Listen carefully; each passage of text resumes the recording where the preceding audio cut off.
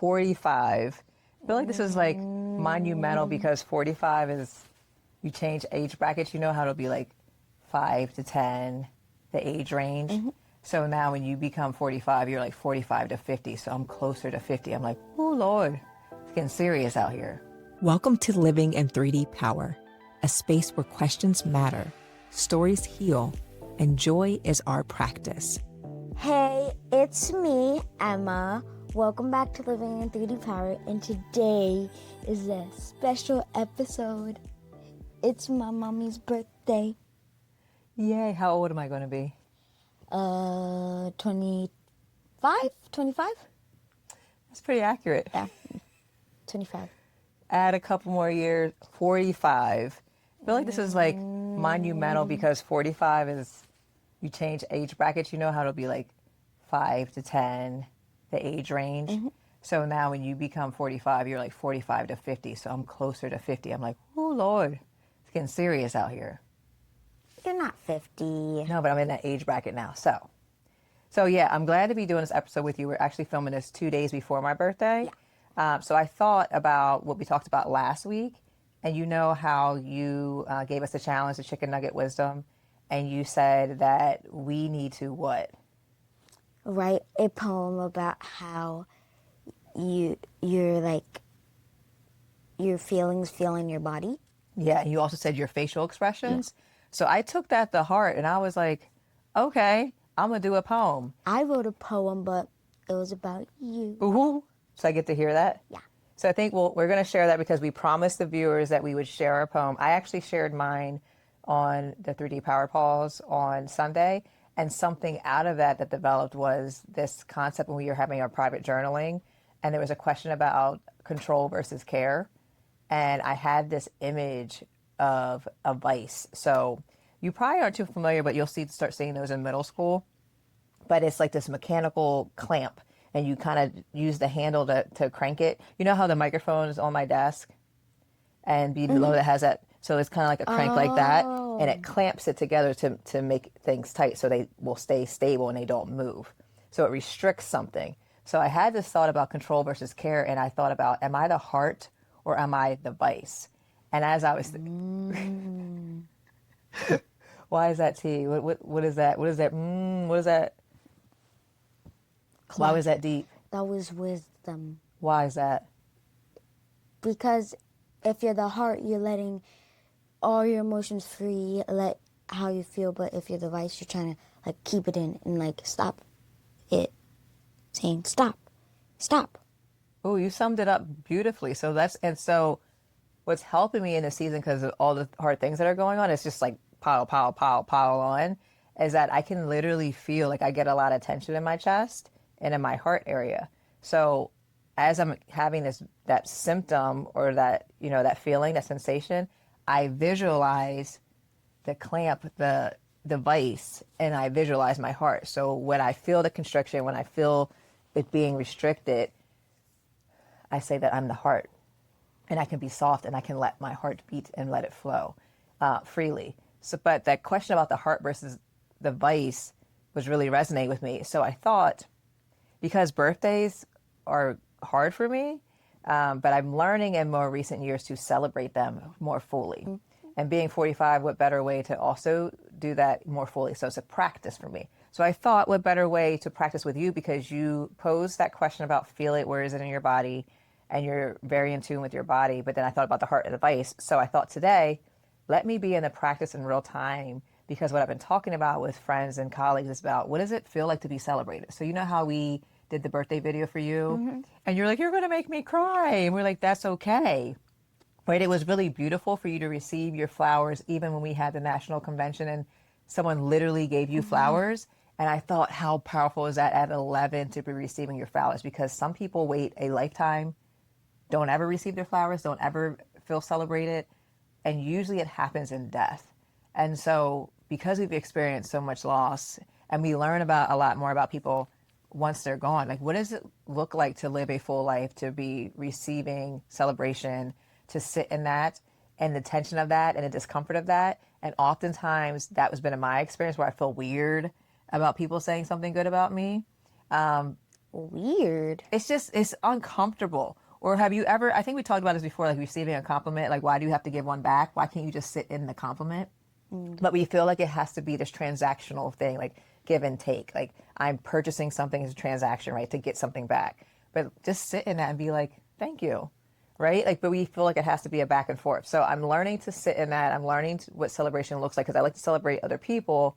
What does it look like to be celebrated? What does it look like for people to affirm me, to be poured into when I pour into so many other people? So I think it's really cool. Well, I don't know if I want to say cool, but it's a little nerve-wracking, anxiety provoking for me, but I think what better way to do it than to do it with you, because you're so attuned and you're so wise, and I think it's also me reclaiming that I should also be celebrated, and it's teaching you that it's beautiful to be celebrated, and that it doesn't matter the age, that you can also pour in and I can pour in, vice versa. So we're going to be at practice of that today.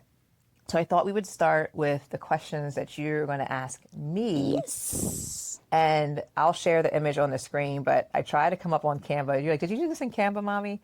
With the vise and the hearts in between. And I think it's a really good visual.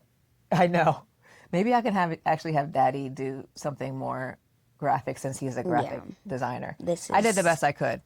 A little cartoony. It is very cartoony, but it's okay. I tried my best. So I just was thinking that you could ask me those questions and then we can go into the challenge. Does that work? Yeah.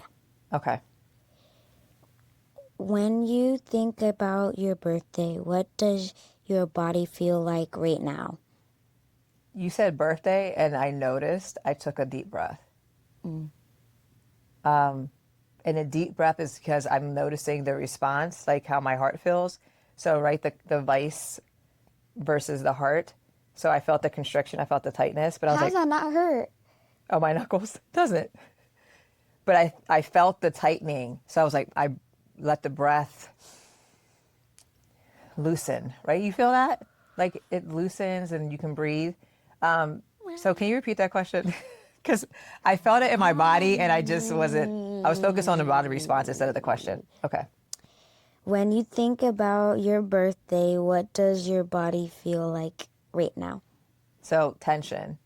But I quickly learned to kind of release it. So we've been talking about the both and. So learning where also the ease and joy and the desire or the love of being around people that love me.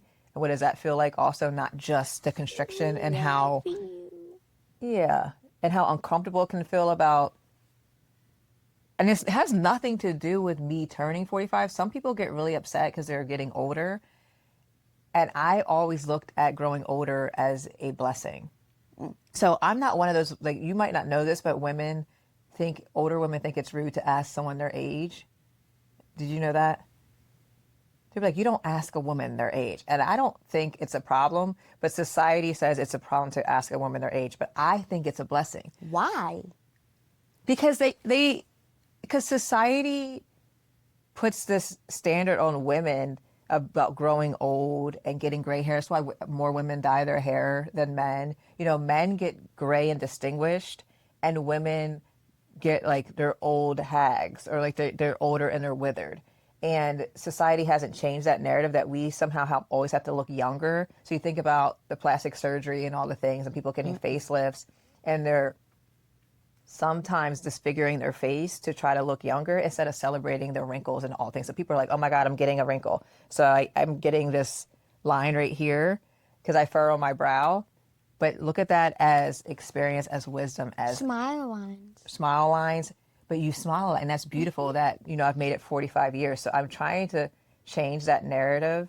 And I will never dye my hair. You know how earlier, was it last week? And I'm like, Emma, do you see gray hairs in my head? Because I was like, yes. There's one that was like super long. It was so curly and long. yeah, and I'm like, so I've maybe been late because there's some people that have been gray for like, you know, over. Daddy. Yeah, so Daddy started getting salt and pepper young, and you and Maya even have gray hair. So y'all have Maya more gray just hair than me. Pulled She one out. literally pulled one out Yes. yesterday out of her locks. So, but I think all of that is pretty cool. But I'm like, oh my gosh, I was telling your dad, I said, I'm getting gray hair. And he's like, what? And he saw it. He's like, wow. But again, I think it's a blessing. So to answer your question, I felt tension, but because I'm learning to attune to my body, I was like, whoo, release it. But it's getting curious about why the tension is there. I think that's helpful too. It's like, okay, release it. But why did I get tense instead of just heart versus vice? Yeah. Okay. What did you learn about birthdays or being celebrated when you were little? I what did I learn about birthdays? I think the first thing I thought of, there's a picture. I don't know if you've seen it. I don't know. I was probably around your age, and we had a birthday party for me at Doc's Roller Rink in Middletown. And I think you've been at, I don't know if you've been at Roller Rink, I think about it. But I remember it might have been like 2 years in a row I had a birthday party there. Okay, and here's I just felt the tension again. So during one of those birthday parties, it might have been the one with the picture. So you know how my mom's been in and out. You don't know my mom. You've never met her. You think you saw her on a Zoom one time, like a family Zoom. Did I? I don't know, but it was like I can't remember. It was during COVID. We got on the family Zoom, and but what's coming up right now for me is that I remember that birthday, and I don't know if she had just come back around, but I remember her being out on like you do the limbo. You know how you do that for, but I have this visual of that. But my friends being like, "Who is that?" Because they didn't know her. And I felt really uncomfortable because how do your friends not know your mother, right? So I think I'm losing your question, but was it like, what I learned about celebrating? So I think then I felt some kind of shame or discomfort because I'm like, they don't even know my mom and she's here and she's, taking up all this space when it's my birthday. So I felt really strange about that. Was it that picture that looks like Maya? Yeah, where I have like the Yeah. 80s, like, I don't know, the shirt on with the And blue then the big pants. glasses. It does, yeah. So I don't know if that's the one she was at or not, but that's the first thing that came to mind. So I'm just kind of like letting it flow what came to mind. But I also think, I'm trying to think like how often people were celebrating our family. So I think about Daddy and his family, like they always did birthday cake, saying happy birthday every birthday. That was not something that it's not something we do in our family. Yeah, we don't do that. So it's like a big birthday celebration. So it'd be milestone birthdays. Like we do a big first birthday for y'all. I don't even know if that was a family thing, but I started that. Like, so 1-year-old birthday is really important. And then we'll do like your double digit book. 16, Maya had her outdoor party that was what she wanted to do. JoJo's was during COVID. And then, graduation. But I think in terms of celebration, it was always like milestones. It's almost like you had to earn it. But it's, again, I think about celebration, like what does it look like every day? Why do you have to wait for something important to happen? And also having the spotlight on you, and then you have other people that are being like, look at me too. That's been part of my experience, and I don't think that feels great, right? Where you're like, it's actually my birthday, and you're jealous that it's my birthday. And that's been a common experience for some people in my family, making me feel like I can't be centered in this moment. So I've always kind of struggled. And then I think the other part is, and I was talking to Annalise about that this morning, and I got emotional, was birthdays have always been hard for me because I wasn't raised by my biological mom and dad.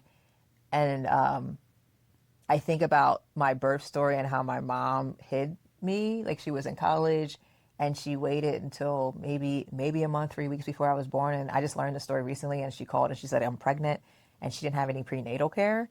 And so they got her home, and then I was born a couple weeks later. And I think about how shocking that would be. Like you didn't know. You ever hear stories about people that didn't know they were pregnant and they go into labor? Maybe not. Hopefully that's not coming up on your algorithms on YouTube Kids. But it's a thing. Some people don't know, and they go into labor. They think they have cramps, and then they have a baby. And think about the surprise about being like, oh my gosh, she's off in college, doing basketball. And Basketball? Yeah, she's like almost 6'1" or 6'1". So really phenomenal athlete and track and basketball, and comes home and she's like, surprise, that's a big surprise. So I think about all those things, and somehow through the years, I internalized that, and particularly internalizing that I can probably count on one hand how many times she actually said happy birthday to me and how much that stings to have a mother that doesn't say happy birthday. That hurts. And learning that that's not my issue, right? That's not a me issue, and I still deserve to be celebrated. Yes. So that's a whole long way of saying some of those things that have come up for me. But it's all okay. Just acknowledging it and being like, but I still deserve to be celebrated. And it has to start with me first. Mm-hmm. Yeah. Okay.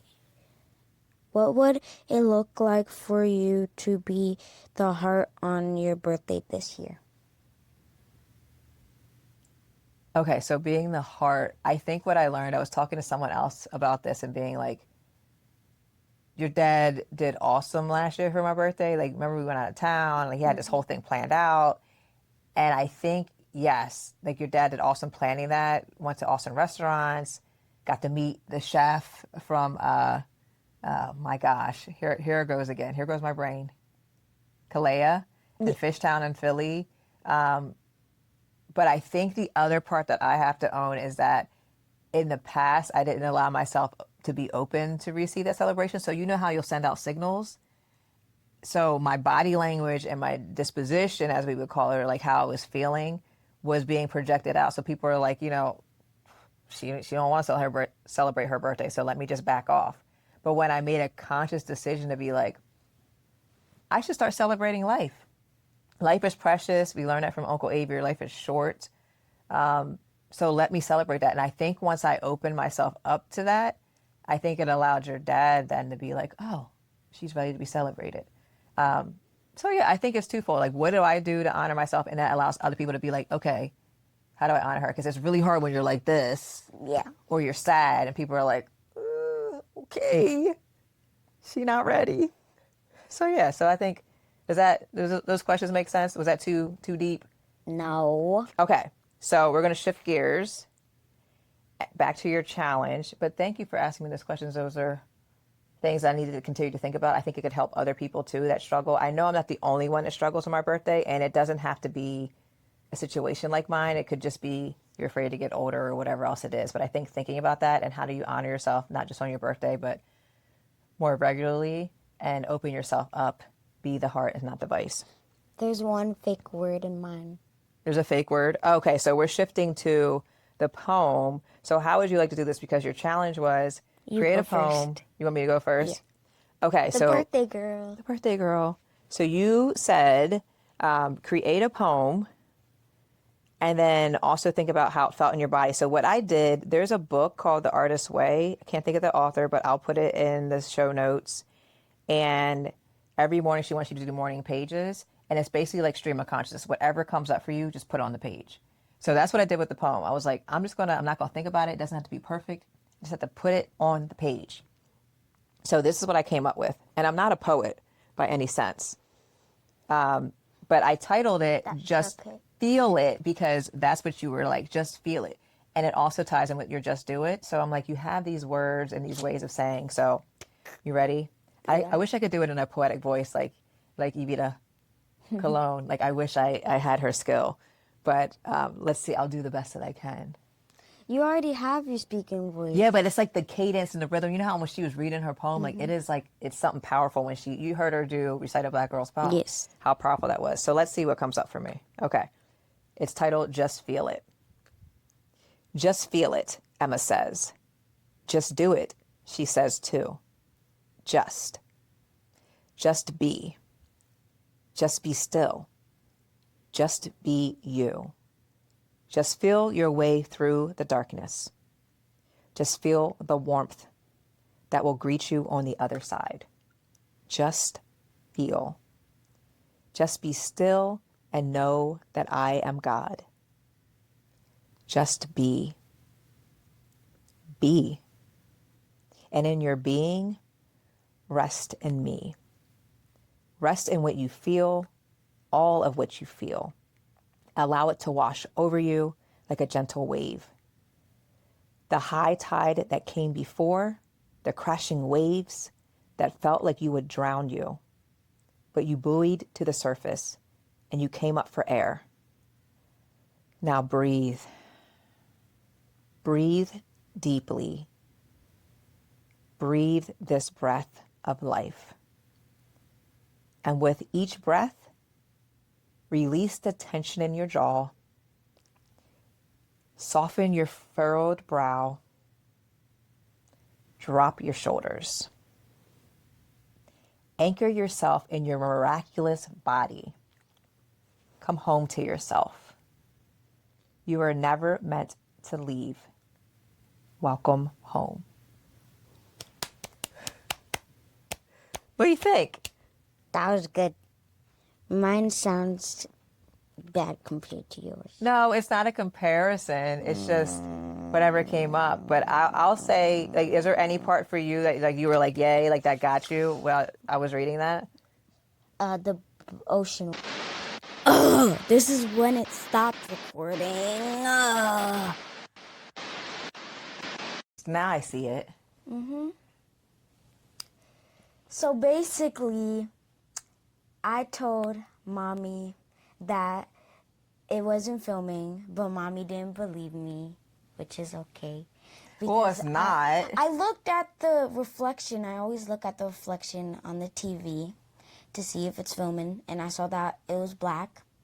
The screen was black, and then I was like, it's not filming. And mommy was like, oh, no, it's not. And then we kept on filming, and then, yeah. You could have been more persistent. I was definitely looking at the monitor and not the screen. I never even thought to look at it. Again, your wisdom. And so literally, I'm like, of all days. And you were so good and grounded. You were like, it's okay, mommy. We can just film it again. And I'm like, but I don't want to. It was good how All it was. I have to do is shower and then go to sleep. No, but I'm saying, though, that it was such a good conversation. And we didn't. And that's never, ever happened. And the fact that it had to happen on this episode, I'm like, trash. Stinky. Trash. It's just like another thing to breathe through. Yeah. So we played back the part where it stopped after I read my poem. So I have to read my poem. Right, but I also think I did ask you the part that where it cut off was I asked you the part like what was most resonant to you or what part got you? Yeah. And what part did you say? I said the like boogieing up to the surface. The buoying up to the surface, like bobbing up to the surface. And I think you gave me a chicken nugget wisdom. We're also going to see how this Perry brain works if I can remember the stuff because your wisdom. Too. Yeah, your wisdom in that was when I think about like how you're learning to swim and how you have to relax in the pool. And if you're tense, you're not going to float. And if you relax, you float. So I think about you were talking about those crashing waves, the waves coming over you. But you also said something about how you feel. You remember saying something swarming around you? Yeah, like when I'm upset, it feels like something's like swarming around me. Yeah, and I think that made me think of the pool and how if we just relax. So you gave me another thing about the heart and the vice. If I can be more of the heart and relax, I can come up to the surface. But if I'm tense and holding on, like you're going to keep sinking. So I think it's releasing, letting whatever it is be what it is, and you'll come up to the surface. So I think that was really powerful. So that you gave me to think about as well. So you gave me another visual, not just the heart and the vice, but the coming upper surface and relaxing and floating. So thank you for that. I gotta read my poem again. I'm not gonna get your first reaction though. I'm going to have to yes, it's fine. It's fine. My poem's called Mommy, Mommy. Mommy, you can be my trust, even though it is rough. But through all the gust, Mommy, there is no need to rush. Getting through the trauma, there is no need for drama. And don't be a llama because you're in your pajamas. So have some fun and have fun and say hello to the Bahamas in your spa day boogalaga. Happy 25th birthday. So I love that you made up the word boogalaga because you was like, there's a made up word in here, but I love the boogalaga. I love that you rhymed. And again, so let me see the part that you said, Mommy, you can be my trust. So explain that to me. Like, I can tell you anything and you can like stick up for me. So that you trust me and you can confide in me. I love that. Because what I was thinking was like even that you can be my trust I don't know, there's like a trust fund. I think about that like being a bank and holding those things, but that's also kind of like what you're saying. So I think A that's really, bank? well, like a trust. So like holding things, like accruing things, like making sure that you contain things and keep things safe. Oop, look, it gave me the phone too close. She Mommy! has that setting on her phone. I don't know if that caught it on the first take or not, but the setting on your phone, if it's too close, I set up on her phone that it will make you back it up. So it told me I was too close. Mommy. Yes. And the other thing is, even though it is rough, but through all the gust, mommy, there is no need to rush. And the wisdom in that, Emma, is so powerful because this world has us rushing through. And I've been talking about that. I think I wrote this in a newsletter. Are you reading the newsletter by any chance? You didn't subscribe to Living in 3D Power? No, I just film it. Right, right. But just film in it. the newsletter I do on Sundays, I was talking about rushing through life and being still, and how you're talking about just feel it. And I think there's beauty in to feel something, you have to sit in it. So when I speak, when I do workshops, people will often say, because I sat with that, I had this revelation. I remember something, but we don't, and it could be something as like 3 minutes, 5 minutes. It doesn't have to be like an hour, 5 hours, but giving yourself that time to just be still and present allows you not to rush through life and to feel what you're feeling. And also when you talk about getting through the trauma, there is no need for drama. So the first time, because now we're on the second take, I'm gonna have to let this go because it is so frustrating, but it's fine. That's where I got a little misty, because you're talking about getting through the trauma. There's no need for drama, but the trauma that we've experienced and endured and that we're navigating and working through the healing journey, and you're talking about the no need for drama, I think it makes me think about perspective. So this, it could be really dramatic, right? Like even what's happening right now, like there's some drama that could possibly unfold with that. However, what do I do? What do we do to create safeguards and boundaries so that we don't get subjected to that drama? How we have like an exit strategy? What does that look like to make sure that we're safe? I think is really, really important, because drama is about perspective, I think. So there's a lot of things that could go left real quick, but there's a lot of things when we're in community and with people that we love and care for, and that will stand in the gap for us and say, not on my watch. That's very Iyanla Van Zant. You don't know who that is, but I have to introduce you. Iyanla Van Zant is like a life coach, and she'll be like, not on my watch. And she'll do that like because she sticks up for people and she wants to make sure people aren't being harmed in front of her. So I think the trauma drama thing makes me think about something my therapist said to me is like, who are the people that support you? Making sure you have them right. So Emma, my family, like thinking about those people that can stand in the gap so that things don't turn into drama. And that you have to leave when you see the signs. Like you don't got to be subjected to that. So I think that's powerful. And then the pajamas and the Bahamas and the spa day, because I'm going where on my birthday? The Hershey Spa. Yes, I am. And I'm going to get me the Cuban experience. And I'm going to start with a bath soak, which I've never done before. I'm a little like, what's that going to be like? And then I'm going to get the salt scrub, which I absolutely love. They're going to scrub me down. I love me a good salt scrub. And it's very bizarre because it's like you literally sitting on this table and they hose you down on the table after to get the salt off, and then they slather you down, and then I'm going to get a massage. But I'm going. People are like, are you going with anyone? Nope. No, I'm not. I'm going by myself because there's something about like the quietness and the sacredness of just being alone on my birthday that I absolutely love. And also your dad got me this gift card an entire year ago for my birthday last year, and I didn't use it. So Tisk, I'm honored tisk, tisk. that even though Daddy did take me to the spa last year True. in Philly. So yes, I did go to the spa, but yeah, it's something that I'm treating myself to on my birthday. So yeah, I think that's beautiful. So I think we did a good job recapping what we remember. I think we Yes. got it all. Yes. And then now we shift into what? What are we shifting into? I can't remember. The questions that you're asking me. So you already asked me the questions? Yeah. Did we do that live, or do we mess that up? No, you have to do it again. So after that, don't you read your questions to me? No, I did it in the beginning, Mommy. Girl, 45 over here. You talk about 25. This is a 45-year-old brain. You look 25. You do the questions for me. Okay, I hope you're right. I am. Okay, your brain's a lot younger. So yes. So the shift then is because in the practice of thinking about the heart or the vice and honoring being celebrated. And I think what I shared was how hard that was for me, and thinking about people taking up space and not, and feeling like, oh, I can't take up space because people were jealous, or they just, it was very bizarre, some of the experiences I've had. So I thought, what better way to talk about feeling it and being the heart versus the vice than to do it with someone so compassionate and who loves me so deeply than you, that I can practice this in real time and sit in what you have to say and not deflect and not be like, and honor, just if I feel weird or awkward, it's okay. Be in the practice of receiving love while I'm yet here, receiving your flowers while you're alive. Because what I talked about with NASP is like, you got to receive your flowers. You got to receive your flowers for your 11th birthday. And remember, you were like, I need tissues. And I thought it was just so beautiful that you got to experience that at 11. And I hope that's something you remember always, because I feel like everyone deserves that. Yeah. So I have 4 questions for you.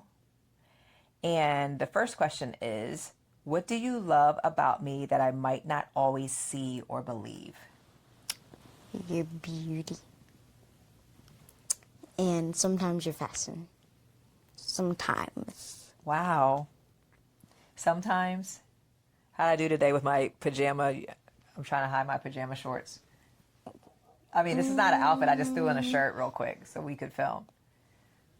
It's giving like, I don't know, this is like middle-aged shirt, like Little House on the Prairie or something. I like the design. Yeah, I think if you, and it's all about how you style it. So if I wore it with like a maxi skirt, that would be very Little House on the Prairie. But if I wore it with my ripped jeans, my ripped barrel jeans, I think that could be a look. Or with some fun heels, it could be a look.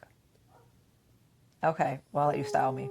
So we'll see if you approve my birthday outfit then. But I love that. So beauty, and I think for you, like, do you see yourself in me? Smile. Smile. I think you do have more of my smile than Daddy's smile, because Daddy has like a very wide smile. Like Maya has that. So I think that too, because sometimes I look at you, I'm like, dang, I don't see any. It's okay. I got your personality. 100%. All right, so second question is, what do you think people should celebrate about me, even if it's hard for me to receive it? You. The look, though. What does that mean? Your achievements. My achievements? So what have I achieved in my my 45 years of life? 25. Okay, 25. Maybe 35. Okay. Depending on what I wear, maybe I look older. I feel like what you wear can make you look older. True. So my achievements, so what do you mean? A great wife, a great mother, a great sister, a great aunt, a great person, a kind person. I love that, because when I heard achievement, I thought degrees, accolades, all those things, which is what society says. And I'm having a conversation earlier with Anna Misa, and she was like, girl, you've accomplished so much.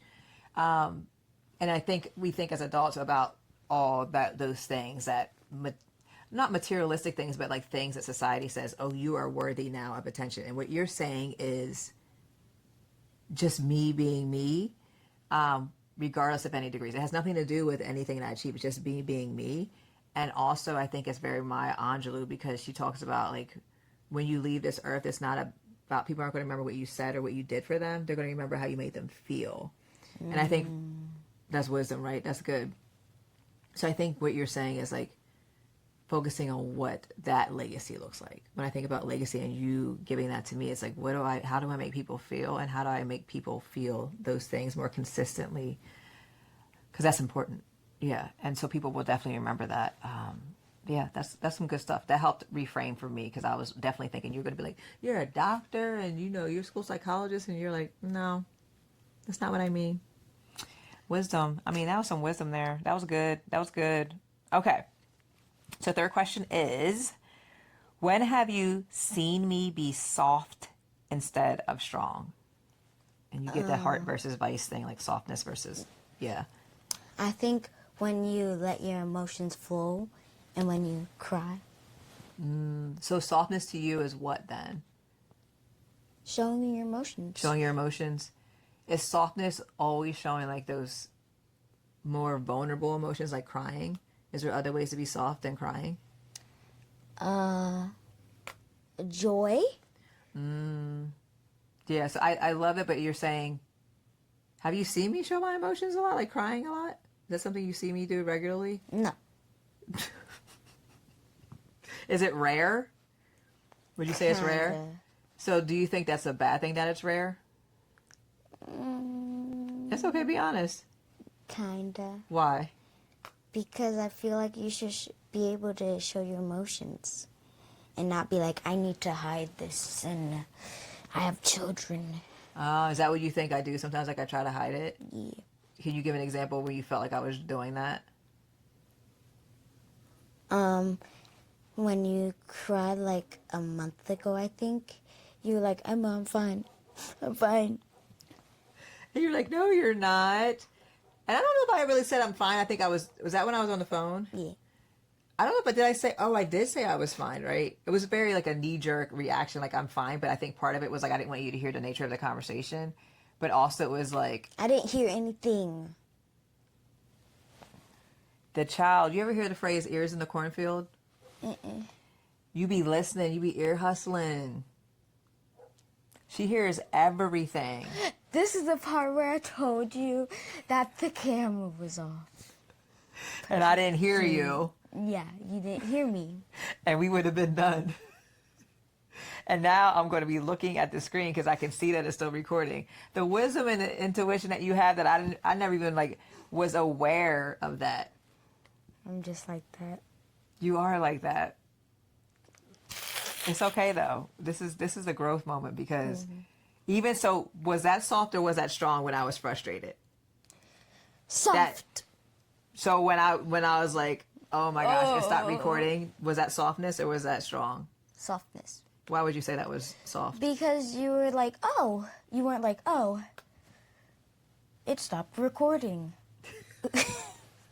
I wasn't robotic. Yeah. So did I express my emotions? Yeah, you were like, And what did you do? How did you respond to that? I patted your back. And you hugged me. So It's okay. you're giving me permission to do more of that. And I think the beautiful part about that is in our family, we talk about the strength that we have as women because we saw my mom being strong and like the women in our family are very strong.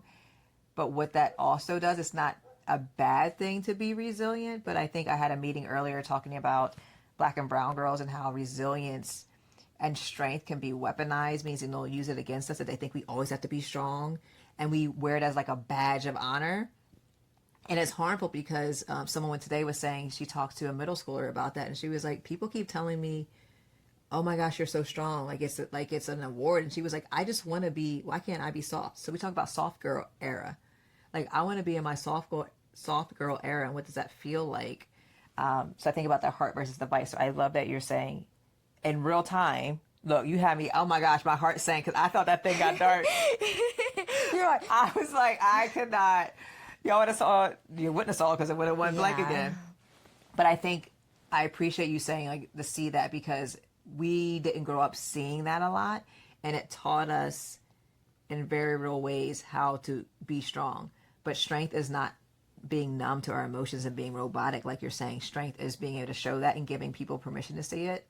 What I say to parents all the time is like, let your children see you cry, or the dog's barking. Listen, this is just real, y'all, because we should have been done, but here we are. And Kibo is already behind on his food, right? Like he should have been 8.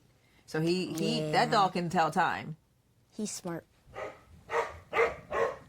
That's our dogs. He likes to communicate verbally. Yes, and Hero likes to communicate. I wouldn't say. I don't know how he communicates. With his eyes. Yes, he's like. He gives me the puppy dog eyes, or he gives me the side eye. He's always like. Or he's like. Yeah, he definitely is more like a typical dog, because dogs should not be barking all the time. But Kibo thinks he's human, and he's literally, I don't know if it'll pick up on this. It'll probably block it out now that he's downstairs, but barking until he gets his food. Yes. It's ridiculous. Yes. Okay, so final question. What do you hope for me this year as I learn to be more like the heart? I hope you show your emotions more. What kind of emotions? All types. All types. Do you think I constrict myself from showing various emotions? Do you think I only have Yeah. like a little bit of emotion that I show? You hide the quote unquote bad emotions. Oh, what are those quote unquote bad emotions? Like anger, sadness. So you're saying you hope for me this year. What would that do if I show more of my emotions? How do you think that would help me? I think that would help you because you'd be like, "Who I can actually feel." That's good. I can actually feel. So what do you think happens like now? If I'm not feeling, what do you think that does to me? I feel like it, I said this before, it eats you up inside. So you're worried about what that's doing inside? And I think when I think about the heart and the vice, and now because I have that visual, and now I have even the floating visual, it's that I literally feel the constriction in my heart. So how do I release that? So I think you're right. It's going to be, I'll live a healthier and fuller life, right? If I don't hold it all in. I was talking to a friend, and I was like saying, I want to get my cortisol level checked. So there's a stress hormone in your body called cortisol, and it's a really particular test you have to do. I think you have to do it like you have to fast, so you can't eat. You do it a certain time in the morning. But I'm always curious about the stress hormone response in my body and when it activates. And I remember one time I got some bad news from the doctor. I thought was bad news. It was something that happened in a report that someone missed. And I called the doctor. I went straight to the doctor, and they checked my blood pressure. And I do not have high blood pressure. Like, my blood work is always good. And my doctor's like, I don't understand how you don't have high blood pressure with your family history and high cholesterol, diabetes, none of those things. That time it was high. And I remember them putting on my paperwork hypertension, which is like the technical term for high blood pressure. And I was like, I don't have high blood pressure. It was one reading because I was worked up. Mm-hmm. And what that made me think was, so in terms of like feeling it, I have thought, then I started thinking about all those times when I felt that in my body. I was like, oh my gosh, I bet you every time I felt that way, my blood pressure was high. Probably. And high blood pressure impacts your heart and your veins and your arteries. And so me learning to be more attuned to my body will not allow that to eat me up inside. Mm-hmm. So I think that's really powerful. So I think what you're giving me is also like, people like, I wish you long life. You saying to be more attuned and to express my emotions is your, I think, a beautiful way of being like, I wish you long life. If you express that, if you let it out, it doesn't eat you up inside, and then you can live more fully and more freely. So that in of itself is really powerful. And then we get to travel more. Yes. Travel. We love traveling. Yeah, I think that's really beautiful, Emma. I love that. Thank you. That's like your a prayer over me, so I appreciate that. And what I hope that does, as I learn to be more attuned and to express, is that it gives you permission to do that, and that you don't ever become the robot in older life, that you learn that your emotions are your superpower, and that makes you fully human. Don't ever be robotic. I think you are teaching all of us that, and if it didn't catch, see, I looked at the thing again. You're Lord, like, I am like now a little paranoid about that. I don't know if we said this and it got filmed or not, but I said someone at church was like, you need to pay this girl by the hour, or you need to charge by the hour. So if you charge by the hour, how much would you charge? The first time you said 15. And I said, girl, you need to charge $150. But also, I can't recall what you said and why I was like, was it the chicken nugget wisdom? I think. Okay. So we'll segue into that. We're working through this, y'all, because in real time. Well, because it stopped working because I didn't listen and I wasn't paying attention. It's not your fault. Well, I mean, I should have and you just next time just be like, mommy, but no, for real. I'm gonna be like, for real, for real, for real. So I think it's a brief segue into honoring my 45th birthday, even though you're saying 25.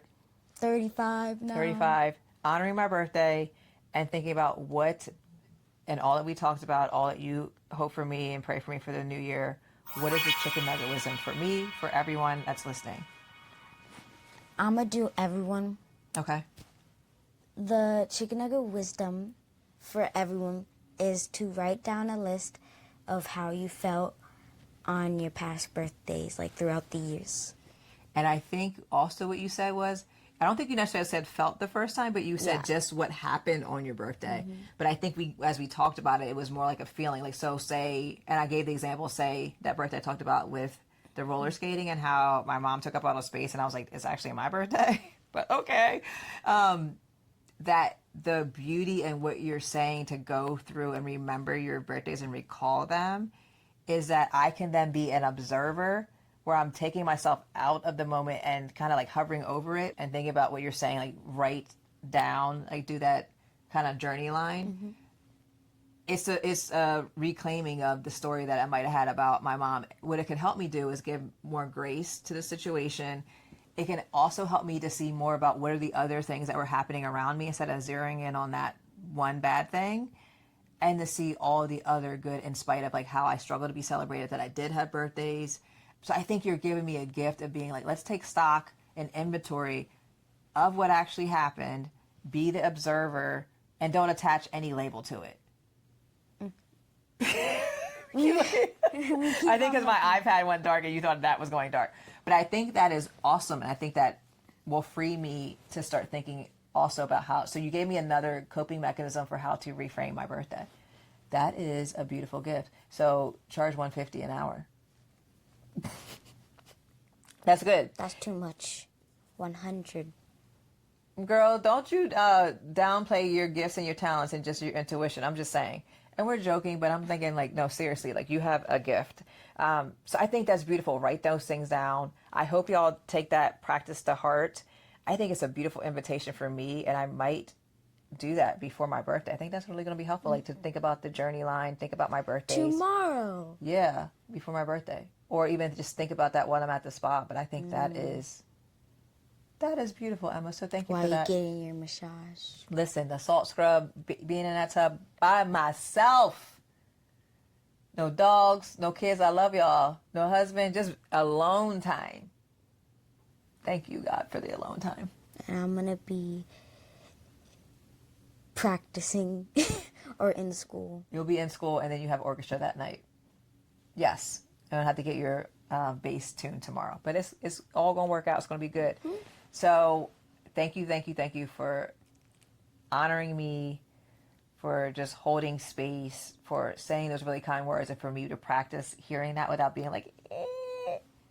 It's the most beautiful thing to hear it from you. So I think now that I've practiced it with you, I can probably do it with other people. So next time I won't be like, they don't have to say that.